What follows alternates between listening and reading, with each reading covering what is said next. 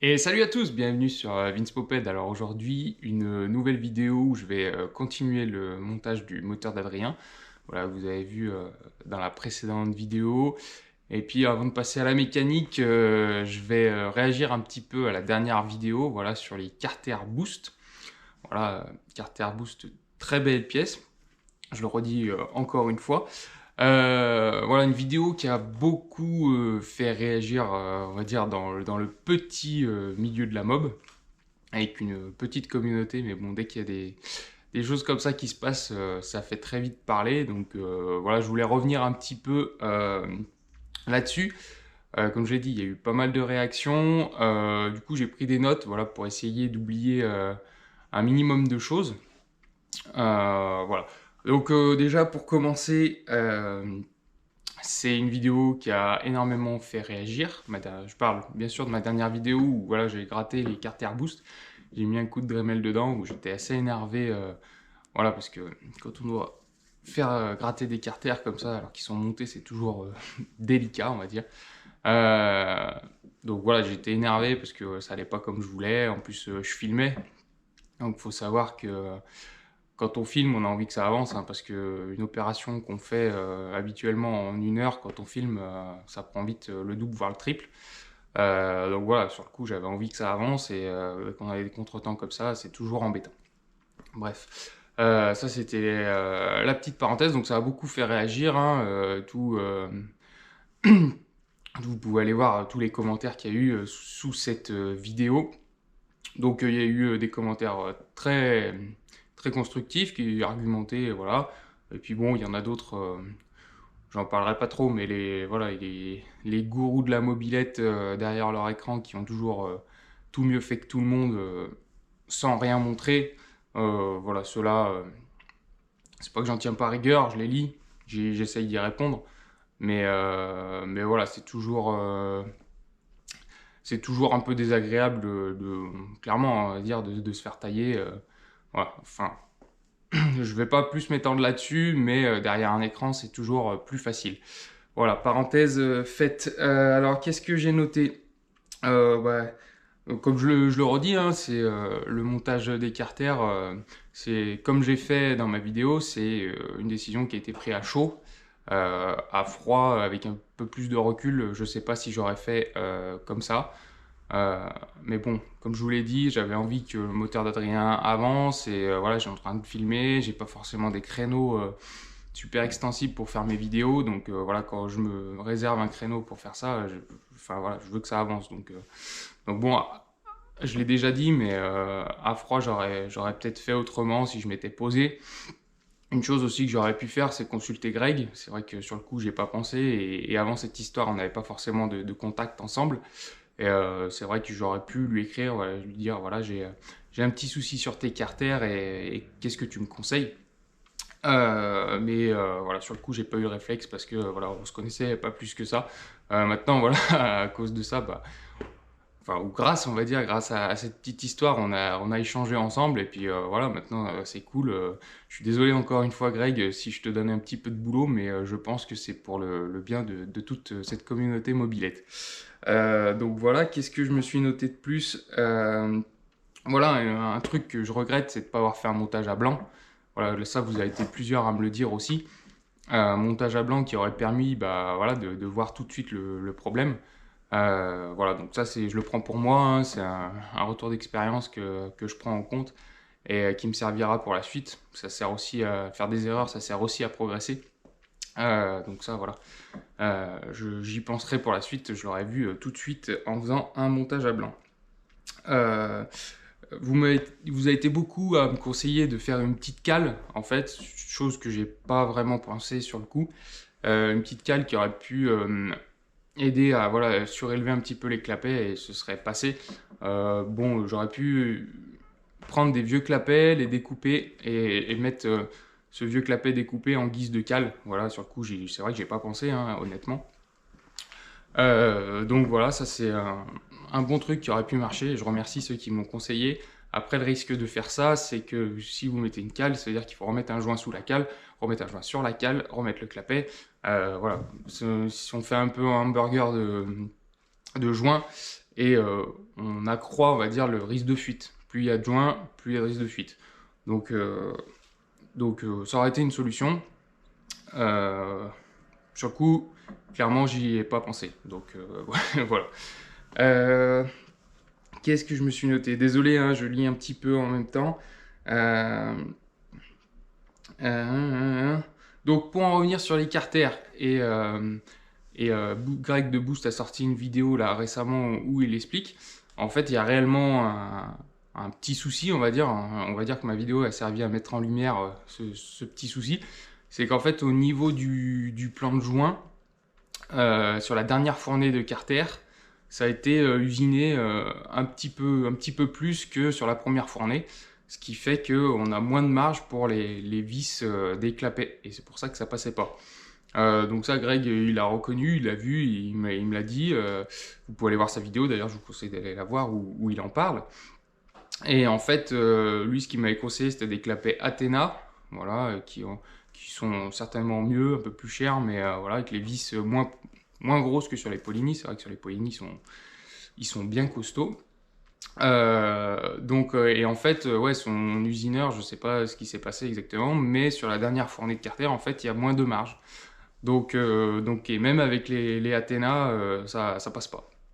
Donc voilà, il y avait quand même un vrai problème. Et voilà, c'est une chose du coup qui va être résolue. Greg va apporter une solution, je vais vous en parler.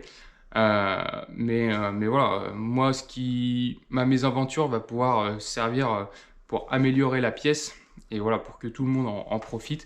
On va dire que j'ai un peu essuyé les plâtres, mais voilà, tout le monde va en profiter et au final, la pièce ne sera que mieux. Voilà, donc ça je l'ai dit, les carters. Donc, comme je l'ai dit, c'est un mal pour un bien parce que Greg, du coup, va apporter un correctif.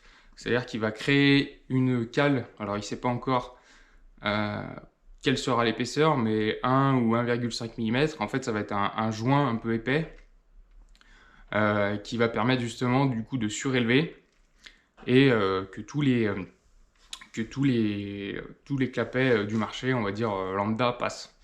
Donc voilà, il va aussi permettre de résoudre le problème des pipes polynimales aussi qui ont les trous oblongs, voilà, qui peuvent créer des prises d'air. Donc ce joint épais en fait va résoudre aussi ce problème. Donc ça va permettre de tout monter plug and play pour éviter de gratter les carters comme je l'ai fait. Pour revenir au grattage des carters, c'est aussi ce que conseille Greg de Boost, forcément avec les carters démontés. Mais en l'état comme ils sont, il conseille, voilà, pour ceux qui ne veulent pas mettre cette petite cale, justement, gratter un petit peu les carters et venir percer légèrement pour les têtes de vis. Et en fait, une fois que le clapet est en place, les volumes morts sont vraiment réduits à fond. Donc au final, on optimise même encore un petit peu plus la pièce en réduisant encore plus les volumes morts. Donc voilà, tout ça, il l'explique dans sa dernière vidéo. C'est une vidéo de 45 minutes, mais la séquence sur les clapets et les carters moteurs, c'est au début de sa vidéo. Donc voilà, je vous conseille d'aller la voir encore une fois. Voilà, donc on réduit encore les volumes morts si on fait comme j'ai fait. Et pour revenir sur ce que j'ai fait, vous avez été plein à me dire que voilà, j'avais mis de la limaille dans les bas moteurs. Alors, certes, un petit peu. Donc là, j'ai fait un grand nettoyage, voilà, pour plus qu'il reste de résidus. Mais ce que je montre pas dans la vidéo, c'est que le bas moteur était bien protégé, hein. J'ai mis des chiffons de partout au moment où je grattais dans les carters. Voilà, pour essayer de faire rentrer un minimum de limaille à l'intérieur, bien sûr. Donc ça, je ne l'ai pas montré. Donc ceux qui me disent t'as fait ça n'importe comment, t'aurais dû protéger, je l'ai fait. Voilà pour ça. Et puis, bah voilà, mes coups de Dremel, comme je l'ai dit dans la précédente vidéo, je ne suis pas tourneur-fraiseur. Moi, j'ai fait ça, on va dire, à la peur au ventre, avec la peur de faire une connerie. Alors, on n'a pas la main aussi légère que si on faisait ça en totale détente, si on n'avait rien à craindre. Voilà. Donc, j'ai fait ce que j'ai pu. Ça a la gueule que ça a. Moi, j'y trouve pas horrible. Quand on voit certains commentaires, on dirait que j'ai mis un coup de Dremel dans le ventre de leur enfant. Mais voilà, en tout cas c'est fonctionnel et ça passe et ça marche. Donc même si l'esthétique n'est pas voilà, au rendez-vous, voilà, moi ce que je veux c'est que ça marche. Donc là, en l'occurrence, ça marche. Voilà pour ça. Alors par contre, un truc que j'avais pas calculé et que je pouvais pas savoir, c'est le timing. En fait, au moment où j'ai sorti ma vidéo, c'est au moment où Greg recevait ses stocks de Carter. Et du coup, ce qui fait l'histoire de la cale, il va devoir fabriquer la petite cale, ça le retarde dans ses ventes. Et ça, je m'en excuse, Greg, franchement, je suis désolé. Le timing, je pouvais pas l'avoir. Tu avais dit que les Carter étaient en stock avant Noël. Bon, certes, voilà, on est début décembre, mi-décembre. Je savais pas la semaine où tu allais recevoir les Carter. Donc le timing, on va dire, est vraiment pas bon. Parce que voilà, ma vidéo sort et il allait les mettre en vente. Donc je suis désolé, je sais que c'est une aventure qui dure depuis un moment et tout le monde les attend. Et Greg a beaucoup investi là-dessus. Donc le timing, j'en suis vraiment désolé, mais je ne pouvais pas le savoir. Et après, je le redis encore une fois, je pense que c'est un mal pour un bien. Et voilà, là, ils vont être retardés un petit peu, mais quand ils vont sortir, ce sera vraiment du plug and play pour tous les mobbers et personne n'aura de soucis. Et je pense qu'en retour, en service après-vente, il aura beaucoup moins de retours si tout le monde arrive à monter des clapets que si tout le monde galère un peu comme moi. Voilà pour ça. Ça je l'ai dit, ça je l'ai dit. Ouais, un truc, je reviens sur mon petit usinage là. En fait, j'avais pas possibilité de démonter les carters parce que comme vous l'avez vu, j'ai monté les carters avec le joint et de la pâte. Et c'est un joint particulier et j'avais pas de joint d'avance. Et toujours pareil, j'avais envie que ça avance, donc j'avais pas de joint de rechange en fait. Donc si je redémontais les carters, je pouvais plus les monter. Donc c'est pour ça que j'ai pris la décision aussi de, de faire mon usinage une fois quand les carters étaient encore montés, parce que j'avais pas le choix, je pouvais pas les démonter. Enfin si, j'aurais pu les démonter, mais j'aurais pas pu les remonter. Voilà, tout ça pour vous expliquer pourquoi j'ai fait comme ça. Voilà, ça j'en ai parlé, ça j'en ai passé. Et puis dernière chose, parce que ça commence à faire long un peu, voilà, je le redis ce que j'ai dit dans la dernière vidéo, voilà, j'ai voulu être transparent avec vous. Je vous ai montré les petits soucis qu'il y avait sur ce carter. Comme je l'ai dit, j'aurais pu pas être honnête, faire mon usinage, monter les clapets, rien vous montrer et dire ah bah c'est très bien. Tout se monte nickel et puis les prochains qui vont recevoir les carters ils vont être emmerdés. Donc voilà, j'ai l'honnêteté, ça, on va dire que ça paye pas toujours parce que clairement j'en ai pris plein la gueule et j'étais pas très bien pour être franc avec vous. Mais voilà, j'ai été honnête, transparent, je vous ai montré comme ça s'est passé et voilà. Et au final, ça va aider, je pense, plein de monde, enfin beaucoup de gens qui vont commenter ces carters. Voilà, le mobber lambda qui débute dans la mob, qui a envie de se payer une belle pièce, et ben voilà, il va recevoir avec la cale, il va monter ça et ça va marcher et ça va braiser, ça va bien marcher parce que je le redis, c'est une très belle pièce. Franchement, l'alu, l'usinage et tout, c'est top. Il y a juste ce petit souci. Mais voilà, ça va. Maintenant que ça a été identifié et que ça va être résolu, ça va être le top. Ben voilà, je crois que j'ai fait le tour. Donc, je vais vous mettre une petite capture d'écran quelque part. Voilà, dans la vidéo où Boost, voilà, Greg de Boost sur son site, il explique voilà le souci de la petite cale. Et puis je vous le redis, n'hésitez pas à aller voir sa vidéo où il en parle. Et voilà, bah, n'hésitez pas aussi à commenter cette vidéo pour voilà, pour me dire ce que vous en pensez de toute cette histoire. Toujours bah, des commentaires constructifs, je vais y arriver, ça fait toujours plus plaisir que voilà, des commentaires désobligeants et pas forcément argumentés. Donc voilà, on va pouvoir poursuivre le montage. Clairement, il me reste pas grand chose, il me reste piston cylindre, je vais vous faire 2-3 images. Et puis après, la suite, ça va être le montage sur un de mes cadres. Et puis le premier démarrage, les premiers roulages, voilà, on va pouvoir rentrer dans le vif du sujet, faire un comparo aussi avec d'autres choses qui existent. Mais voilà, ça va être sympathique. Là, on va dire, on a passé le moment un petit peu désagréable. Mais voilà, on va pouvoir enchaîner. Et surtout, ce qui en ressort, c'est que, je me répète, mais voilà, tout le monde va pouvoir avoir des carters plug and play avec la petite cale qui va bien. Ceux qui ont les moyens d'usiner comme je l'ai fait, mes carters démontés, ils vont pouvoir usiner et ça marchera très bien. Je l'ai pas dit, ceux qui ont des boîtes à clapet, pas de souci pour les boîtes à clapet. Greg, dans sa vidéo, il montre très bien l'ancienne version avec un petit peu plus de marge au niveau du plan de joint et la deuxième version qui a été un petit peu trop rabotée, on va dire. Par contre, ouais, pour les boîtes à clapet, pas de problème. Et puis pour ceux qui veulent monter des clapets, attendez un petit peu, prenez votre mal en patience pour recevoir les carters avec la petite cale. Et puis pour ceux qui veulent usiner directement, écrivez à Greg, je crois qu'il peut vous les envoyer, voilà, même s'ils ne sont pas dispo encore sur le site. Vous lui faites un petit mail, vous lui dites que voilà, vous allez usiner, vous avez ce qu'il faut et vous êtes au courant. Et il pourra vous les envoyer un petit peu en avance. Voilà. Sur ce, fini le blabla. Voilà, ça fait 16 minutes que ça tourne. Fini le blabla, je passe à la mécanique. Et puis voilà, on ne parle plus de cette histoire. Et au final, tout le monde va profiter de cette petite déconvenue. Allez, c'est parti. Allez, donc voilà, on reprend le moteur. Je vous montre vite fait où j'en suis. Les goujons sont montés, la pipe du coup est montée aussi. Et le support moteur est monté aussi, ainsi que hop, la platine d'allumage. Voilà, tout ça est monté. Donc, bon, comme je vous disais, il reste cylindre piston à monter. Donc, pas grand chose. Je vais aller assez vite. Cette vidéo est déjà assez longue comme ça. Donc là, je trace. Allez, là, je vous remontre vite fait. Donc, je viens de monter le joint d'en base. Et l'avantage des carters boost, c'est que vous voyez que vous avez une portée de joint qui est vachement plus importante. Voilà, pour assurer un maximum d'étanchéité. Donc là, les joints sont juste montés à l'huile. Voilà, donc je continue le montage petit à petit. Voilà, donc l'étanchéité doit vraiment être top avec ces carters et ces plans de joint très larges. Allez, voilà, pistons, cylindres sont remontés. J'ai nettoyé les portées de joint pour qu'on n'ait pas de fuite.